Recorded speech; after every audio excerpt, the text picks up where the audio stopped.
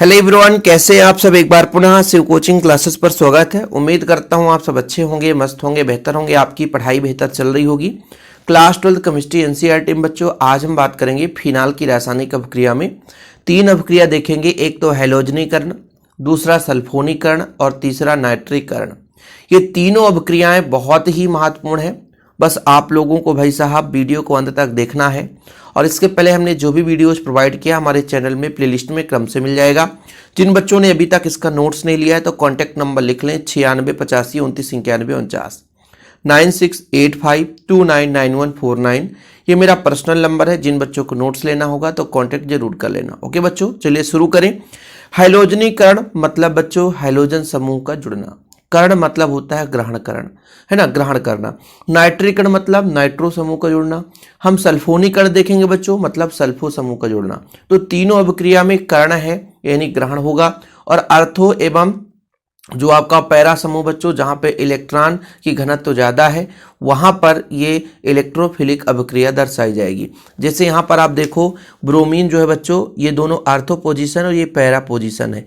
यहाँ पर इलेक्ट्रॉन घनत्व तो ज़्यादा है, वहीं पे अभिक्रियाएं होंगी। चाहे हम फ्रीडल क्राफ्ट अभिक्रिया की बात करें, फिनाल की बता रहे हैं बच्चों, जो डायरेक्ट इलेक्ट्रॉन से स्नेह करता है। तो हैलोजनीकरण की बात करें, है ना, नाइट्रीकरण की बात करें, सल्फोनीकरण की बात करें, और चाहे हम नाइट्रोसीकरण की बात करें बच्चों, है ना, नाइट्रोसो समूह जहाँ पे जुड़ेगा NO, फ्रीडल क्राफ्ट अभिक्रिया की बात करें, इन सब में बच्चों आप लोगों को याद रखना है कि अर्थ एवं पैरा पोजीशन पर ही जाकर के कनेक्ट होगा, क्योंकि वहाँ पर इलेक्ट्रॉन घनत्व तो ज़्यादा रहता है। इलेक्ट्रॉन स्नेही अभिकर्मक ये कहलाते हैं। जैसे बच्चों सबसे पहला हैलोजनीकरण, फिनाल की क्रिया कराएंगे बच्चों।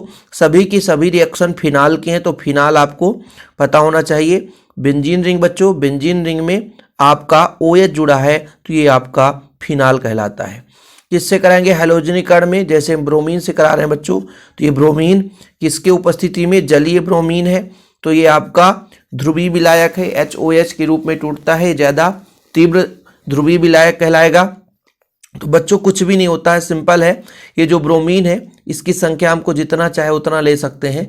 जैसे मान लीजिए यदि हम बात करें तो ये 3 ब्रोमीन जुड़ता है ना, यानी 2 नंबर पे ये आपका 2 नंबर होगा बच्चों, ये आपका 3 नंबर होगा, ये आपका 4 नंबर होगा, ये आपका 5 नंबर होगा, ये 6 नंबर पे। तो 2 नंबर पे, 4 नंबर पे, 6 नंबर पे H2O के उपस्थिति में, जलीय ब्रोमीन के उपस्थिति में ये आपका क्रिया करके बनाता है। ठीक है बच्चों, चलिए तो ये आपका बेंजीन रिंग है, OH हाई है, 2 4 यानी यहाँ पे Br जुड़ जाता है। ठीक है, 2 4 और 6, 2 4 6 3 है बच्चों, इसलिए ट्राई ब्रोमोफिनाल कहलाएगा। बाकी कहाँ जाएगा सर, क्या होगा, देखो बच्चों यहाँ से H निकलेगा, जहाँ जहाँ पे Br जुड़ा है वहाँ से H निकलेगा, तो 3H निकलेगा, तो 3HBr बना देगा, 3HBr। अब कहोगे सर 3Br और 3 टोटल 6Br आपने लिया है, तो 3 का गुणा यहाँ पे कर देंगे बच्चों। सिंपल है, ये पहला रिएक्शन हो गया कि जब हम जलीय ब्रोमीन विलयन में, है ना, फिनाल की क्रिया कराते हैं बच्चों, तो फिनाल जो है किस में परिवर्तित होता है, 2 4 6 ट्राई ब्रोमोफिनाल। ये फिनाल था 2 4 6 ट्राई ब्रोमोफिनाल, ये बना लेता बच्चों। लेकिन यहीं पे यदि हम कम ध्रुवीय विलायक ले लें, जैसे यहाँ पे जलीय विलायक है, इसलिए क्योंकि यहाँ पे जल है बच्चों, इसलिए तीव्र ध्रुवीयत है, यानी जल्दी से ध्रुवित हो जाता है। लेकिन कम ध्रुवीय विलायक जैसे आपका क्लोरोफॉर्म, सबसे बढ़िया एग्जाम्पल, ये आपका बच्चों बेंजीन रिंग। बेंजीन रिंग के साथ यदि OH जुड़ा है तो वो आपका फिनाल है। क्रिया हम सेम ब्रोमीन से ही कराते हैं, लेकिन इस बार कम ध्रुवीय विलायक, जैसे आप CHCl3 क्लोरोफॉर्म है, या आप लिख करके आप ले सकते हो CCl4, ये भी आपका कम ध्रुवीय है। CH2 ले सकते हैं। इसके उपस्थिति में बच्चों इसका जो पोजीशन है वो चेंज हो जाता है जुड़ने का। देखिएगा कुछ अर्थो और कुछ पैरा समावेशी बनाता है। जैसे आपका यहाँ पर OH है तो यहाँ पे जुड़ गया, तो अर्थो की जगह पर जुड़े, तो अर्थो ब्रोमोफिनाल है बच्चों, और कुछ मात्रा में पैरा समावेशी बनाएगा। तो पैरा समावेशी में आप देखना सिंपल है, ये OH है, यहाँ पर बच्चों जुड़ गया OH, और इस बार पैरा पोजीशन पे जुड़ गया तो पैरा ब्रोमोफिनाल बना लिया, पैरा ब्रोमोफिनाल बना लिया। कितना सिंपल है, बस थोड़ा सा आपको धैर्य रखकर समझना होगा। स्टेप बाय स्टेप अपक्रिया को समझा जाता है ना। कोई सोचे कि बस 1 मिनट में खत्म, तो ऐसा नहीं होता बच्चों। यदि कम ध्रुवी विलायक लिया हमने तो ये आर्थो एवं पैरा, और तीव्र मतलब जो आसानी से जल्दी से ध्रुवित हो जाता है। ध्रुवित का मतलब बच्चों HOH है, ये टूटता है तो आपका H पॉजिटिव और OH निगेटिव बनाएगा, तो ये ध्रुवित हो जाता है। तो जो तीव्र ध्रुवित होता है ना, प्रबल ध्रुवी विलायक की उपस्थिति में ये 2,4,6 ट्राई ब्रोमोफिनाल बनाता है। लेकिन वहीं पे बच्चों जब हम बात करते हैं, यहाँ पर आप देखो 2,4,6 ट्राई ब्रोमोफिनाल, लेकिन बच्चों जब हम बात करते हैं कि आपका है ना कम ध्रुवी विलायक होता है, तो यहाँ पर ब्रोमो आर्थो की जगह है तो आर्थो ब्रोमोफिनाल हो जाएगा। इसका नाम लिखना है तो आर्थो ब्रोमोफिनाल, ठीक है। और ये बच्चों पैरा ब्रोमोफिनाल बनाएगा, ब्रोमोफिनाल और पैरा ब्रोमोफिनाल बनाएगा। ये नोट डाउन कर लिया आपने, तो हमारा हैलोजनीकरण खत्म हो गया। इससे ज़्यादा हमको करना नहीं है, हैलोजनीकरण हमारा कंप्लीट बच्चों। जिसको लिखना है तो लिख सकते हैं। इसलिए तो कहता हूँ बच्चों कि 100 रुपये में यार वो नोट्स मैं देता हूँ जो आपको कहीं भी वो प्रॉपर नोट्स नहीं मिलेंगे। 100 रुपये की तो कॉपी मिलती है, वो PDF ऑल चैप्टर बढ़िया विथ आपके ऑब्जेक्टिव वगैरह सारा चीज़ कराया जाता है, तो आप लोग ज़रूर नोट्स ले लें। चलिए सल्फोनीकरण में बच्चों सल्फो समूह जुड़ता है। सल्फो समूह कहाँ से मिलता है हम आपको बताते हैं। सल्फोनीकरण में सल्फो समूह कैसे मिलेगा, बस बहुत ही सिंपल है, कुछ भी नहीं। H2SO4 के साथ सीधा क्रिया करा दो, है ना, तो आपका सल्फोनीकरण हो जाता है क्रिया। सल्फो समूह कैसे बनता है बच्चों, देखो H2SO4 है, H2SO4 है।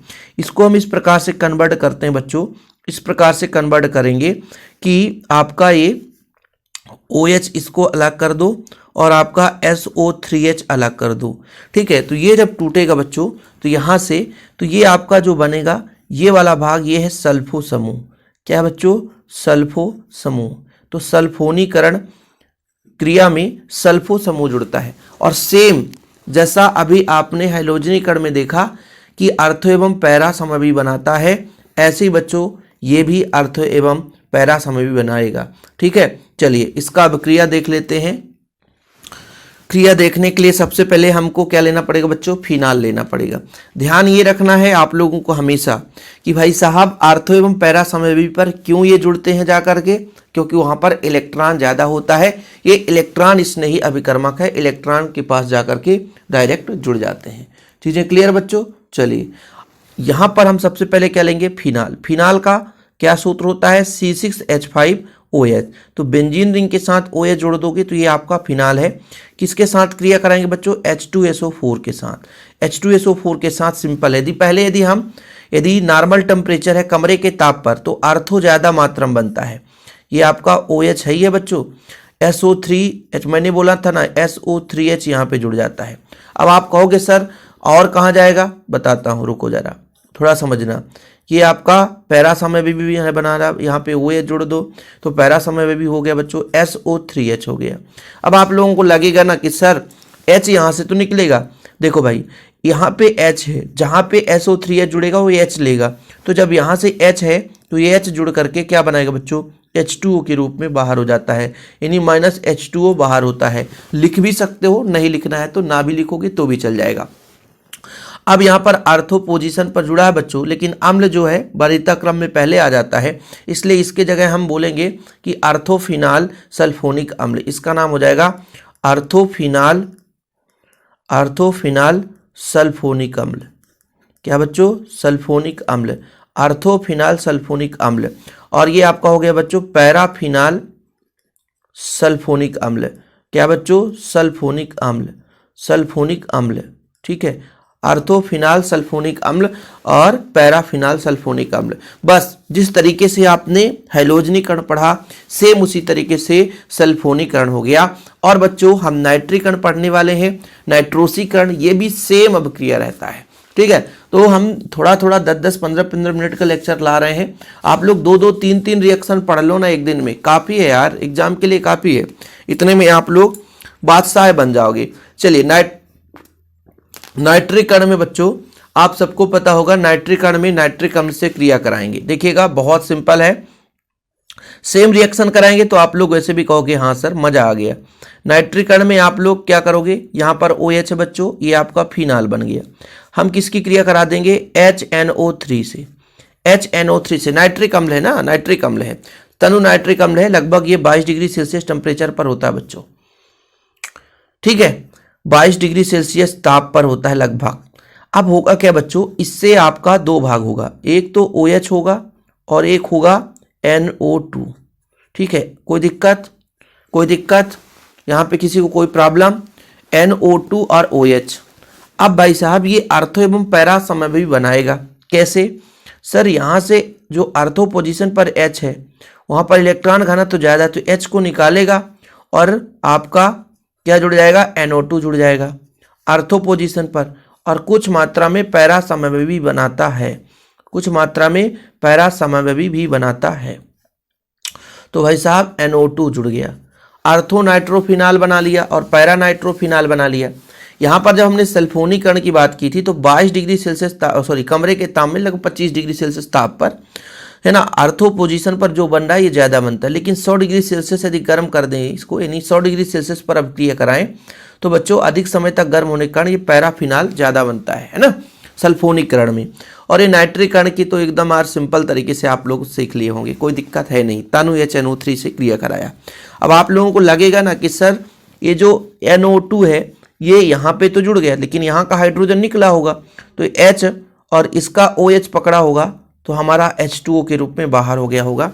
ऐसे आपको माइंड में सेट करना बनता ही है, बुकों में ये सारा चीज़ नहीं लिखा रहता है तो आप लोगों को परेशान नहीं होना है।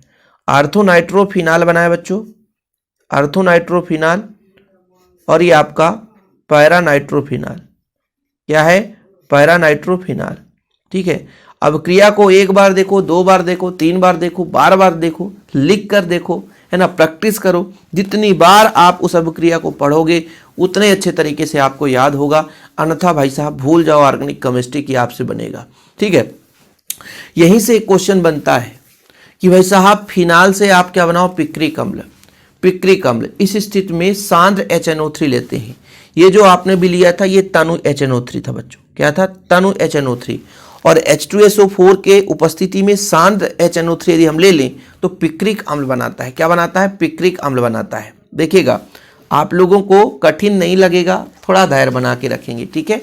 देखिए बच्चों आपका फिनाल है, हाँ सर फिनाल तो हमें याद हो गया होगा भाई, क्योंकि बार बार जो रिएक्शन पढ़ा जाता है, जो सूत्र आता है, इस बार हमको लेना है सांद्र, क्या लेना है, HNO3, कुछ भी नहीं बच्चों।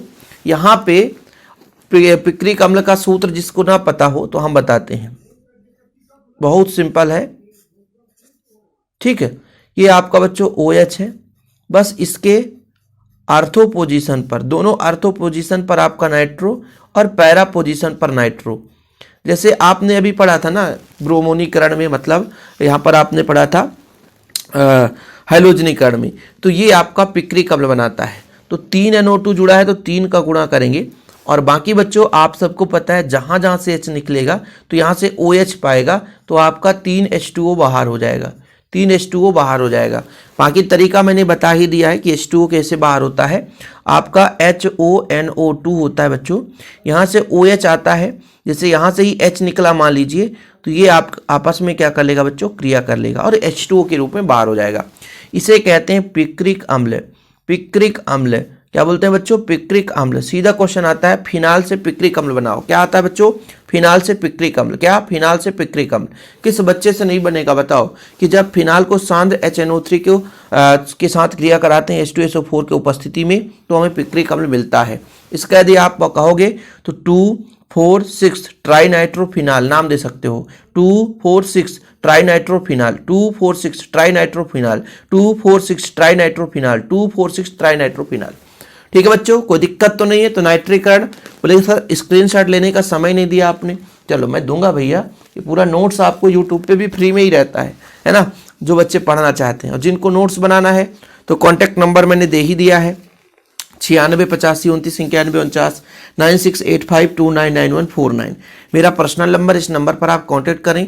देखिए बच्चों, 3 अभिक्रिया हमने करा दिया, लेकिन यदि आप 3 अभिक्रिया आज पढ़ लेंगे तो अगले अभिक्रिया में हमारा नाइट्रोसीकरण हो जाएगा, फ्रीडल क्राफ्ट अभिक्रिया हो जाएगा, और भी जो अभिक्रिया आते रहेंगे हम आपके साथ शेयर करते रहेंगे। लेकिन हाँ भाई साहब, आप लोग भी थोड़ा सा प्यार सपोर्ट बनाए रखें। बाकी आप लोगों के लिए निरंतर मेहनत करने के लिए शिव सर तैयार है। ठीक है, जय हिंद, वंदे मातरम।